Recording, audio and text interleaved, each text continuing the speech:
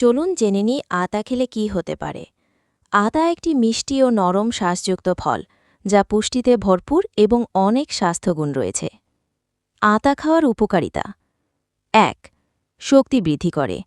এতে থাকা প্রাকৃতিক চিনি, যেমন গ্লুকোজ ও ফ্রুক্টোজ, দেহে দ্রুত শক্তি যোগায়। ২. মস্তিষ্কের কার্যক্ষমতা বাড়ায়। আতায় ভিটামিন বি6 আছে, যা নার্ভ ও ব্রেইন ফাংশন উন্নত করে। ৩. হজমে সহায়ক। ফাইবার বেশি থাকায় হজম ভালো হয় এবং কোষ্ঠকাঠিন্য দূর করে। ৪. ত্বক ও চুলের জন্য ভালো। ভিটামিন এ ও সি ত্বক মসৃণ রাখে এবং চুল পড়া কমায়। ৫. হাড় ও দাঁতের গঠনে সহায়ক। এতে ক্যালসিয়াম ও ফসফরাস থাকে, যা হাড় ও দাঁত মজবুত করে। রক্তস্বল্পতা রোধ করে। আতায় আয়রন থাকায় এটি রক্তস্বল্পতা প্রতিরোধে সহায়তা করে। আতা খাওয়ার অপকারিতা: অতিরিক্ত খেলে ওজন বাড়তে পারে।